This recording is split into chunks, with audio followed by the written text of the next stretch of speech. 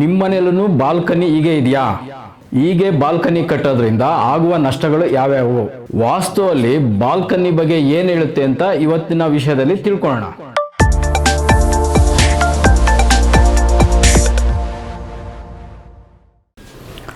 ನಮಸ್ಕಾರ ವೀಕ್ಷಕರೇ, ದೈವಾರಾಧನೆ ವಾಸ್ತು ಚಾನಲ್ಗೆ ಸ್ವಾಗತ.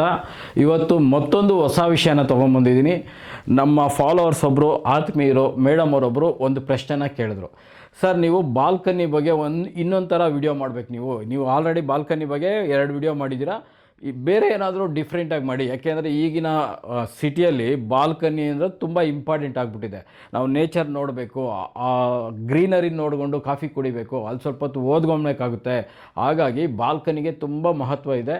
ದಯವಿಟ್ಟು ಬಾಲ್ಕನಿನ ನಾವು ಯಾವ ರೀತಿ ಮಾಡ್ಕೊಬೋದು, ಫಸ್ಟ್ ಫ್ಲೋರ್ ಯಾವ ರೀತಿ ಬರುತ್ತೆ ಮತ್ತು ಸೆಕೆಂಡ್ ಫ್ಲೋರ್ ಯಾವ ರೀತಿ ಬರುತ್ತೆ ಅನ್ನೋದನ್ನು ವಿಡಿಯೋ ಮಾಡಿ ತೋರಿಸಿ ಅಂತ ಹೇಳಿದ್ರು. ಹಾಗಾಗಿ ಇವತ್ತು ಆ ಬಾಲ್ಕನಿಗಳಿಂದ ಆಗ್ತಕ್ಕಂಥ ತೊಂದರೆಗಳು ಏನೇನಿದೆ ಅಂತ ನಾನು ಒಂದೊಂದಾಗಿ ಬಿಡಿಸ್ತಾ ಹೋಗ್ತೀನಿ. ಅದನ್ನು ನೀವು ಫಾಲೋ ಮಾಡಿಕೊಂಡು ನೀವು ಮನೆ ಕಟ್ಕೊಂಡಿದ್ರೆ ಅದನ್ನು ಯಾವ ರೀತಿ ಬದಲಾಯಿಸ್ಕೊಬೋದು, ಅಥವಾ ಮನೆ ಕಟ್ತಾ ಇದ್ದರೆ ಬಾಲ್ಕನಿಗಳ ಅವಶ್ಯಕತೆ ಇದೆಯಾ, ಇದ್ದರೆ ಯಾವ ರೀತಿ ಮಾಡಬೇಕು ಅನ್ನೋದನ್ನು ತಿಳಿಸ್ಕೊಡಿ. ನೋಡ್ರಿ, ಈ ಪ್ಲಾನಲ್ಲಿ ಪೂರ್ವ, ಪಶ್ಚಿಮ, ಉತ್ತರ, ದಕ್ಷಿಣ, ಈಶಾನ್ಯ, ಆಗ್ನೇಯ, ವಾಯುವ್ಯ, ನೈಋತ್ಯ, ಒಟ್ಟು ನಮಗೆ 8 ದಿಕ್ಕು ಬರುತ್ತೆ. ಇದು ಪೂರ್ವ ಈಶಾನ್ಯ ಒಂದು, ಉತ್ತರ ಈಶಾನ್ಯ ಒಂದು, 2 ಆಯಿತು. ಅದೇ ರೀತಿ ಪೂರ್ವ ಆಗ್ನೇಯ, ದಕ್ಷಿಣ ಆಗ್ನೇಯ, ಇದೆರಡು, 4 ಮೂಲೆ ಆಯಿತು. ಮತ್ತು ನಮಗೆ ದಕ್ಷಿಣ ನೈಋತ್ಯ, ಪಶ್ಚಿಮ ವಾಯುವ್ಯ, ಇದೆರಡು ಮೂಲೆ, ಒಟ್ಟು 6 ಮೂಲೆ ಆಯಿತು. ಅದಾದಮೇಲೆ ನಮಗೆ ಉತ್ತರ ವಾಯುವ್ಯ, ಪಶ್ಚಿಮ ವಾಯುವ್ಯ, ಇದು 2, ಒಟ್ಟು 8 ಮೂಲೆ ಆಯಿತು. ಈ 8 ಮೂಲೆನೂ ಒಂದೊಂದು ಮೂಲೆನೂ ನಮಗೆ ಒಂದೊಂದು ಕೆಲಸ ಮಾಡ್ತಾ ಇರ್ತದೆ, ಒಂದೊಂದು ಉಡುಗೊರೆ ಕೊಡ್ತಾ ಇರ್ತದೆ. ಅದನ್ನು ನಾವು ಬಾಲ್ಕನಿ ಮಾಡಿಕೊಂಡು ಯಾವ ರೀತಿ ದೋಷ ಆಗ್ತದೆ, ನಮ್ಮ ಮಕ್ಕಳಿಗೋಸ್ಕರ ನಾವು ಮನೆ ಚೆನ್ನಾಗಿರಬೇಕು, ವ್ಯೂಸ್ ಚೆನ್ನಾಗಿರಬೇಕು ಅಂತ ನೋಡೋರು, ನಮ್ಮ ಮಕ್ಕಳು ಬದುಕು ಚೆನ್ನಾಗಿರಬೇಕು. ನಾನು ಹೇಳ್ತೀನಿ, ನೀವು ಮಕ್ಕಳಿಗೆ ಆಸ್ತಿ ಅಂತಸ್ತಿ ಮಾಡಿ ಹೋಗಬೇಡಿ.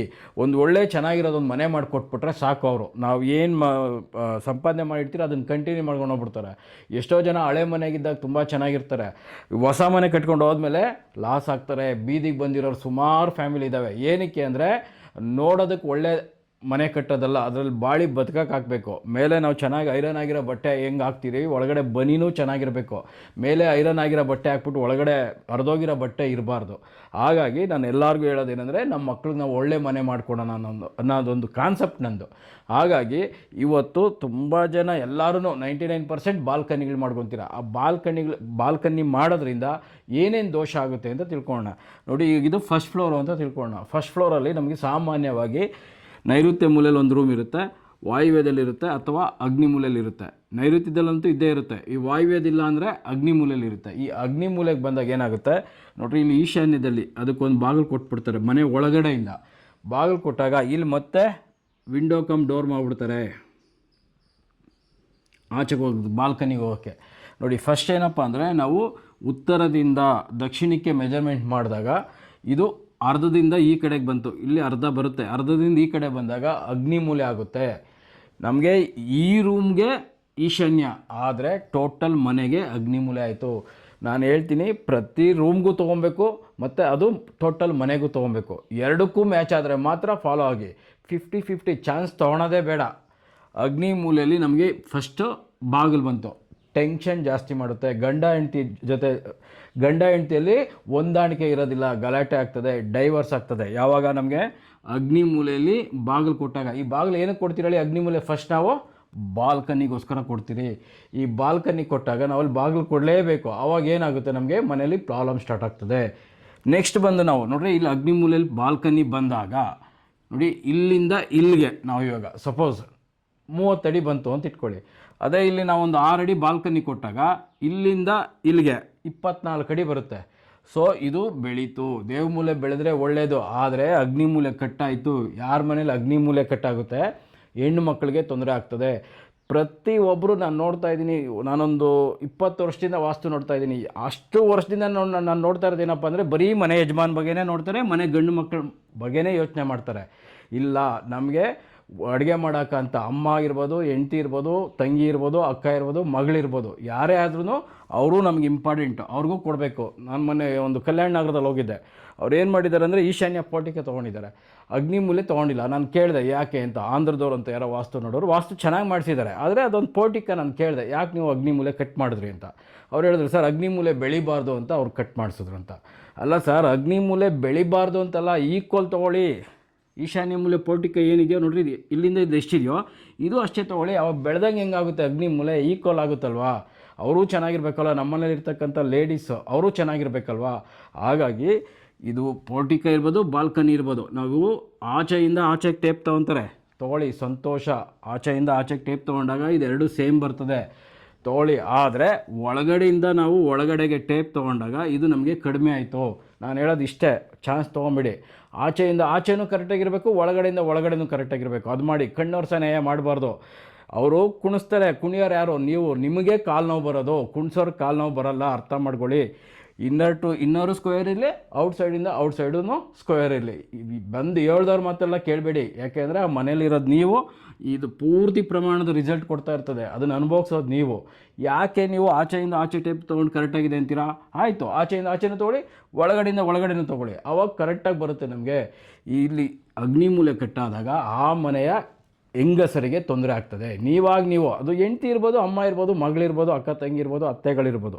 ಯಾಕೆ ಚಾನ್ಸ್ ತೊಗೊತೀರಾ? ನಾವು ಹೆಂಗೆ ಗಂಡು ಮಕ್ಕಳು ಮನೆ ಯಜಮಾನರು ಚೆನ್ನಾಗಿರಬೇಕು ಅಂತ ಯೋಚನೆ ಮಾಡ್ತೀರಿ, ಅದೇ ರೀತಿ ಹೆಣ್ಮಕ್ಳು ಚೆನ್ನಾಗಿರಬೇಕು. ಅವ್ರು ಚೆನ್ನಾಗಿದ್ದರೆ ಮಾತ್ರ ನಾವು ಆಚೆ ಹೋಗಿ ದುಡಿಯೋಕ್ಕಾಗೋದು. ಇದನ್ನು ಗಮನದಲ್ಲಿ ಇಟ್ಕೊಂಡು ಬಾಲ್ಕನಿನ ಬಳಸ್ಕೊಡಿ. ಇನ್ನು ಅದೇ ತಪ್ಪು ಮಾಡೋದು, ದಕ್ಷಿಣ ಆಗ್ನೇಯದಲ್ಲಿ ಬಾಲ್ಕನಿ ತೊಗೊಳೋದು. ಇದು ಅಷ್ಟೇ, ಇಲ್ಲಿ ಬಾಗಿಲು ಬರಬಾರ್ದು ಅಂತ ಹೇಳ್ತಾ ದಕ್ಷಿಣ ಆಗ್ನೇಯದಲ್ಲಿ ಬಾಗಿಲು ಬರ್ಬೋದು. ಆದರೆ ನೀವು ಬಾಲ್ಕನಿ ಮಾಡೋಕ್ಕೆ 6 ಅಡಿ ಒಳಗಡೆ ತೊಗೊಂಡಾಗ ನೋಡಿ, ಇಲ್ಲಿಗೆ ನಾವು ಮೆಜರ್ಮೆಂಟ್ ಮಾಡ್ತೀರಿ. ಅದೇ ರೀತಿ ಈ ವಾಯುವ್ಯದಿಂದ ನೈಋತ್ಯಕ್ಕೆ ತೊಗೊಂಡಾಗ ಅಗ್ನಿಮೂಲೆ ಕಟ್ಟಾಯಿತು. ದಕ್ಷಿಣ ಆಗ್ನೇಯ ಕಟ್ಟಾದಾಗ ಫೈನಾನ್ಸ್ ಸಪೋರ್ಟ್ ಮಾಡಲ್ಲ, ಹೆಣ್ಣು ಮಕ್ಕಳಿಗೆ ಲಕ್ಸುರಿ ಲೈಫ್ ಇರೋದಿಲ್ಲ. ಇದನ್ನು ಗಮನದಲ್ಲಿಟ್ಕೊಂಡು ನೀವು ನಿಮ್ಮ ಮಕ್ಕಳಿಗೆ ಮಾಡಿಕೊಡಿ. ಅದು ಗಂಡು ಮಗು ಆಗಿದ್ದರೆ ನಾಳೆ ಸೊಸೆ ಬರ್ತಾರೆ, ಮೊಮ್ಮಗಳು ಬರ್ತಾಳೆ. ಇದನ್ನೆಲ್ಲ ಗಮನದಲ್ಲಿಟ್ಕೊಂಡು ನಮ್ಮ ಮಕ್ಕಳಿಗೆ ಬಾಲ್ಕನಿ ಬೇಕಾ ಬೇಡ ಅನ್ನೋದನ್ನ ಡಿಸೈಡ್ ಮಾಡಿ. ಅಗ್ನಿಮೂಲೆ ಒಳಗಡೆ ಹೋಯ್ತು, ಇದು ಆಯಿತು. ನೆಕ್ಸ್ಟ್ ಇದರಿಂದ ಒಂದು ತೊಗೊಂಡ್ರೆ ಒಂದು ಫ್ರೀ. ಏನೋ ಪ್ರಾಬ್ಲಮ್ಮು. ಯಾವಾಗ ನೈಋತ್ಯ ಬೆಳೆದಂಗೆ ಆಯಿತು ನೋಡ್ರಿ, ಇಲ್ಲಿಂದ ಇಲ್ಲಿಗೆ ತೊಗೊಂಡಾಗ ಒಂದು ಮೆಜರ್ಮೆಂಟು ಇದು ದೊಡ್ಡದಾಯಿತು. ನೈಋತ್ಯ ಬೆಳೆದ್ರೆ ಮನೆ ಯಜಮಾನರಿಗೆ, ಮನೆ ಗಂಡು ಮಕ್ಕಳಿಗೆ ತೊಂದರೆ ಆಗ್ತದೆ. ನೀವು ಬೇರೆ ಯಾರು ಬೇಡ, ನೀವು ನಿಮ್ಮ ಕಾಲ ಮೇಲೆ ಕಲ್ಲೇ ತಾಕೊಳೋದು ಅಂತಾರಲ್ಲ, ಇದನ್ನೇ. ಮನೆ ಚೆನ್ನಾಗಿರ್ಬೇಕು ಅಂತಲ್ಲ, ಬಾಳಿ ಬದುಕೋದನ್ನು ನೋಡಿ. ಅದಾದಮೇಲೆ ಬಾಲ್ಕನಿ ಮುಂಚೆ ಎಲ್ಲ ಈ ಕಾನ್ಸೆಪ್ಟ್ಗಳೇ ಇರಲಿಲ್ಲ. ಇವಾಗ ಏನೇನೋ ಪ್ರಯೋಗ ಮಾಡ್ತಾಯಿದ್ದೀರಿ. ಪ್ರಯೋಗ ಮಾಡೋದು ಬೇರೆಯವ್ರ ಮೇಲೆ ಮಾಡಬೇಕು, ನಿಮ್ಮ ಮೇಲೆ ನೀವೇ ಮಾಡ್ಕೊತೀರಾ, ನಿಮ್ಮ ಜೀವನ ನೀವೇ ಹಾಳು ಮಾಡ್ಕೊತಾ ಇದ್ದೀರಾ. ಫಸ್ಟು ಬದುಕೋದನ್ನು ಕಲೀರಿ, ಆಮೇಲೆ ನೋಡೋದು. ಇನ್ನು ಕೆಲವರು ದಕ್ಷಿಣ ಆಗ್ನೇಯ ಆಯಿತು, ದಕ್ಷಿಣ ನೈಋತ್ಯದಲ್ಲೂ ಅಷ್ಟೇ ಮನೆ ಮಗ ಆಚೆ ವ್ಯೂ ನೋಡಬೇಕು ಸರ್ ಅಂತಾರೆ. ಫಸ್ಟ್ ಮಗನ ಇರಿಸೋದು ನೋಡಿ, ಆಮೇಲೆ ವ್ಯೂ. ನೈಋತ್ಯ ಮೂಲೆ ಕಟ್ಟಾಯ್ತು ಅಂದರೆ ನಾನು ಆಗಲೇ ಹೇಳ್ದಾಗೆ ಮನೆ ಯಜಮಾನ್ರಿಗೂ ತೊಂದರೆ, ಮನೆ ಮಗನಿಗೂ ತೊಂದರೆ. ಯಾಕೆ ನೀವು ಇದನ್ನೆಲ್ಲ ತೊಂದರೆ ಮಾಡ್ಕೊತೀರ ಅಂತ ನಮ್ಗೆ ಅರ್ಥ ಆಗಲ್ಲ. ನೋಡಿ, ನೈಋತ್ಯ ಮೂಲೆ ಕಟ್ಟಾಯಿತು, ಆವಾಗ ನಾವೇನು ಮಾಡ್ತೀರಿ, ವಾಯುವ್ಯದಿಂದ ನೈಋತ್ಯಕ್ಕೆ ಇನ್ನರ್ ಟು ಇನ್ನರ್ ಟೇಪ್ ಹಿಡಿತೀರಿ. ಆಚೆಯಿಂದ ಆಚೆ ಹಿಡಿದಾಗ ಇದು ಕರೆಕ್ಟಾಗಿರುತ್ತೆ. ಆದರೆ ಆಚೆಯಿಂದನೂ ಹಿಡಿಬೇಕು, ಒಳಗಡೆಯಿಂದನೂ ಇರಬೇಕು. ನಾವು ಯಾವತ್ತೂ ಅಷ್ಟೇ ನಮ್ಮ ಮನೆ ಬೆಂಕಿಪಟ್ಟಣ ಇದ್ದಂಗೆ ಇರಬೇಕು, ರೆಕ್ಟಾಂಗಲ್ ಅಥವಾ ಸ್ಕ್ವೇರು. ಆವಾಗ ನಮಗೆ ದಿಕ್ಪಾಲಕರು ಅಂತ ಏನಿರ್ತಾರಲ್ವ, ಅವ್ರು ಸಪೋರ್ಟ್ ಮಾಡ್ತಾರೆ, ಪಂಚಭೂತಗಳು ಸಪೋರ್ಟ್ ಮಾಡ್ತವೆ. ನಮ್ಗೆ ಇಷ್ಟ ಬಂದಂಗೆ ಒಳಗಡೆ ತೊಗೊತೀರಿ, ಇಷ್ಟ ಬಂದಂಗೆ ಆಚೆ ತೊಗೊತೀರಿ, ಆಚೆಯಿಂದ ಆಚೆ ಟೇಪ್ ಹಿಡಿದ್ಬಿಡ್ತೀರಿ. ಇದಲ್ಲ, ಒಳಗಡೆಯಿಂದ ಒಳಗಡೆನೂ ಕರೆಕ್ಟಾಗಿರಬೇಕು, ಆಚೆನೂ ಚೆನ್ನಾಗಿರಬೇಕು. ನಾವು ಆಚೆ ಒಳ್ಳೆ ಮಾತಾಡಿ ಒಳಗಡೆ ಕೆಟ್ಟದ್ದು ಯೋಚನೆ ಮಾಡ್ತಿರಲ್ಲ, ಹಂಗಾಗ್ಬಿಡ್ತದೆ. ಬಾಲ್ಕನಿಗಳು ತೊಗೊತಾ ಇದ್ರೆ ಮೂಲೆ ಕಟ್ ಮಾಡಿದ್ರೆ ಎಲ್ಲೋ ಮಧ್ಯದಲ್ಲಿ ಒಳಗಡೆ ತೊಗೊಂಡ್ಬಿಡ್ತೀರಾ. 4 ಮೂಲೆ ಇರಬೇಕು, ಬೆಂಕಿಪಟ್ಟಣ ಹೆಂಗಿರುತ್ತೆ ಆ ರೀತಿ ಇರಬೇಕು. ಇದಾದಮೇಲೆ ನಮಗೆ ಇಲ್ಲಿ ಪಶ್ಚಿಮವೂ ಅಷ್ಟೇ, ಪಶ್ಚಿಮ ನೈಋತ್ಯ ಇದನ್ನು ಕಟ್ ಮಾಡ್ಕೊಂಡ್ಬಿಡ್ತಾರೆ. ನೈಋತ್ಯ ಅಂದ್ರೆ ಮನೆ ಯಜಮಾನ, ಮನೆ ಮಗ, ಅಳಿಯ ತೋರಿಸ್ತಾ ಇರ್ತದೆ.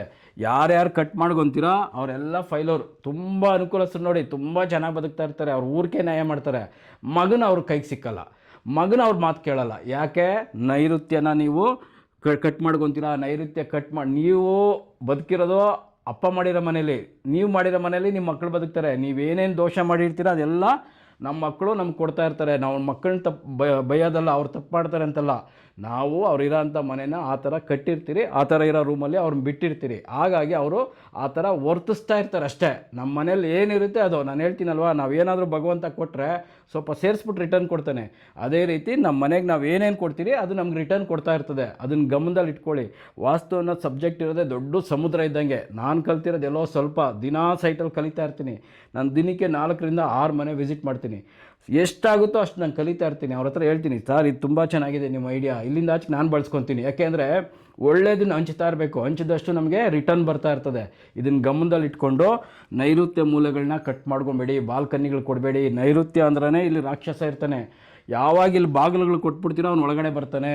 ಫಸ್ಟ್ ಅರ್ಥ ಮಾಡ್ಕೊಬೇಕು, ಮಾಸ್ಟ್ರ್ ಬೆಡ್ರೂಮ್ಗೆ ಗಾಳಿ ಬೆಳಕು ಎಷ್ಟು ಮ್ಯಾಕ್ಸಿಮಮ್ ಆಗುತ್ತೆ ಅಷ್ಟು ಕಡಿಮೆ ಬರಬೇಕು. ಯಾಕೆಂದರೆ ದಕ್ಷಿಣನೂ ಕೆಟ್ಟದ್ದು, ಪಶ್ಚಿಮನೂ ಕೆಟ್ಟಿದ್ದು. ಪುಟ್ಟು ವಿಂಡೋ ಇಟ್ಕೊಳ್ಳಿ, ಇಲ್ಲೊಂದು ಪುಟ್ಟು ವಿಂಡೋ ಇಟ್ಕೊಳ್ಳಿ, ನಾವು ನೋಡೋಕೆ ಚೆನ್ನಾಗಿರಬೇಕು. ಅವೆಲ್ಲ ಅಲ್ಲ, ಅಲ್ಲಿ ರಾಕ್ಷಸ ಇರ್ತಾನೆ. ನಮ್ಮ ಟೋಟಲ್ ನಮ್ಮ ಪ್ರಾಪರ್ಟಿಗೆ, ನಮ್ಮ ಮನೆಗೆ ನೆಗೆಟಿವ್ ಬರೋದಿಲ್ಲಪ್ಪ ಅಂದರೆ ನೈಋತ್ಯದಿಂದ. ಅದು ದಕ್ಷಿಣ ನೈಋತ್ಯ ಇರ್ಬೋದು, ಪಶ್ಚಿಮ ನೈಋತ್ಯ ಇರ್ಬೋದು. ಹಾಗಾಗಿ ಇಲ್ಲೊಂದು ಗೇಟ್ ಕೊಡಬೇಡಿ, ಕಾಂಪೌಂಡ್ ದಪ್ಪ ಕಟ್ಟಿ ಎತ್ತರ ಮಾಡಿ. ಏನಕ್ಕೆ? ನೆಗೆಟಿವ್ ಒಳಗಡೆ ಬರ್ತದೆ ಅಂತ. ಇದನ್ನು ಅರ್ಥ ಮಾಡಿಕೊಂಡು ನೈಋತ್ಯದಲ್ಲಿ ಯಾರ್ಯಾರು ಬಾಲ್ಕನಿ ಕೊಡಬೇಕು ಅಂದ್ಕೊಂಡಿದ್ದೀರಾ ದಯವಿಟ್ಟು ಸ್ಟಾಪ್ ಮಾಡಿ. ಇನ್ನು ಬಂದು ವಾಯುವ್ಯ ನೋಡ್ರಿ, ಮಾಸ್ಟರ್ ಬೆಡ್ರೂಮ್ ಇರುತ್ತೆ, ಇಲ್ಲೊಂದು ಬೆಡ್ರೂಮ್ ಇರುತ್ತೆ. ವಾಯುವ್ಯದಲ್ಲಿ ಇಲ್ಲೊಂದು ಬಾಕ್ಸ್ ಇಟ್ಕೊಂಡು ಈ ಆಚೆ ರೋಡ್, ಪಶ್ಚಿಮ ರೋಡ್ ಇರ್ತಾರಲ್ಲ ಅವರು, ಸರ್ ನಾವು ವ್ಯೂ ನೋಡಬೇಕು ಸರ್, ಆಚೆ ಎಲ್ಲ ಕಾಣಬೇಕು ಸರ್, ಅಲ್ಲಿ ಕುತ್ಕೊಂಡು ಪೇಪರ್ ಓದಬೇಕು ಸರ್ ಅಂತಾರೆ.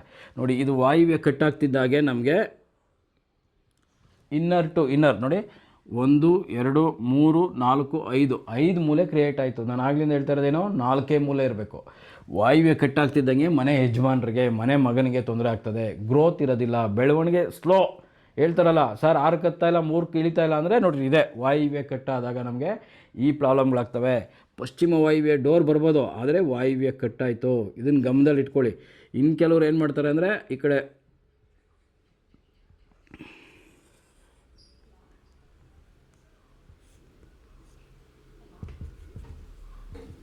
ಇಲ್ಲಿ ಕೊಟ್ಕೊಂಡ್ಬಿಡ್ತಾರೆ. ಉತ್ತರ ವಾಯುವ್ಯ ಟೋಟಲ್ ಲೆಕ್ಕ ತೊಗೊಂಡ್ರೆ ಇದು ವಾಯುವ್ಯ ಬರ್ತದೆ. ಅರ್ಥ ಮಾಡ್ಕೊಳ್ಳಿ. ಈ ರೂಮ್ನು ನೋಡಿ, ಟೋಟಲ್ ಮನೆಯೂ ನೋಡಿ, ಎರಡೂ ರಾಂಗು. ಉತ್ತರ ವಾಯುವ್ಯದಲ್ಲಿ ಇದು ಉತ್ತರದ ಬಾಗಿಲು ಅಂತ ನೀವು ತಿಳ್ಕೊತೀರಾ. ಉತ್ತರದ ಬಾಗಿಲೇ, ನಾನು ಇಲ್ಲ ಅಂತ ಹೇಳ್ತಾ ಇಲ್ಲ. ಉತ್ತರ ವಾಯುವ್ಯ, ಉತ್ತರ ಈಶಾನ್ಯ ಬೇರೆ, ಉತ್ತರ ವಾಯುವ್ಯ ಬೇರೆ. ಉತ್ತರ ಈಶಾನ್ಯ ಎಷ್ಟು ಒಳ್ಳೆಯದೋ ಅದೇ ರೀತಿ ಉತ್ತರ ವಾಯುವ್ಯ ಅಷ್ಟು ಕೆಟ್ಟದ್ದು. ವಾಯುವ್ಯ ನಾವು ಹೆಂಗೆ ಬಳಸ್ಕೊತೀರಿ ಹಂಗೆ ಬಳಕುತ್ತದು. ಒಳ್ಳೆ ರೀತಿಯಲ್ಲಿ ಬಳಸ್ಕೊಳೋಣ. ಉತ್ತರ ವಾಯುವ್ಯದಲ್ಲಿ ಬಾಗಿಲು ಕೊಟ್ಟರೆ ಮನೆ ಮಕ್ಕಳಿಗೆ ಲವ್ ಮ್ಯಾರೇಜ್ ಆಗ್ತದೆ, ಕೋರ್ಟು ಕಚೇರಿ ಅಲಿಬೇಕಾಗ್ತದೆ, ಮತ್ತು ಕೇಸ್ಗಳು ಬೀಳ್ತವೆ. ಕೇಸ್ ಆದಮೇಲೆ ಬಡ್ಡಿ, ದುಡ್ದಿದ್ದೆಲ್ಲ ಬಡ್ಡಿ. ಇವತ್ತು ನನಗೆ 50,000 ಪೇಮೆಂಟ್ ಬಂತಪ್ಪ ತಿಂಗಳದು ಅಂದರೆ ಅದಕ್ಕೆ ಇನ್ನೊಂದು 5,000 ಸೇರಿಸಿ 55,000 ಬಡ್ಡಿಗೆ ಹೋಗ್ತದೆ. ಗಂಟು ತೀರಲ್ಲ. ನಾವು ಎಷ್ಟು ದಿನ ಇರ್ತೀರ ಅಷ್ಟು ದಿನವೂ ಬಡ್ಡಿ ಕಟ್ಟಬೇಕಾಗ್ತದೆ. ಉತ್ತರ ವಾಯುವ್ಯದಲ್ಲಿ ಬಾಗಿಲು ಕೊಟ್ಕೊಬೇಡಿ. ಬಾಲ್ಕನಿಗಳನ್ನ ಆದಷ್ಟು ಅವಾಯ್ಡ್ ಮಾಡಿ. ಬಾಲ್ಕನಿ ಕೇಳೋಕ್ಕೆ ಚೆನ್ನಾಗಿರುತ್ತೆ, ಆದರೆ ಬದುಕೋಕ್ಕಾಗಲ್ಲ. ಇದನ್ನೆಲ್ಲ ಗಮನದಲ್ಲಿ ಇಟ್ಕೊಳ್ಳಿ. ಅದೇ ರೀತಿ ನೀವೇನಾದರೂ ಫಸ್ಟ್ ಟೈಮ್ ನಮ್ಮ ವಿಡಿಯೋಗಳನ್ನ ನೋಡ್ತಾ ಇದ್ದರೆ ದಯವಿಟ್ಟು ಸಬ್ಸ್ಕ್ರೈಬ್ ಮಾಡಿ, ಬೆಲ್ ಬಟನ್ ಒತ್ತಿ.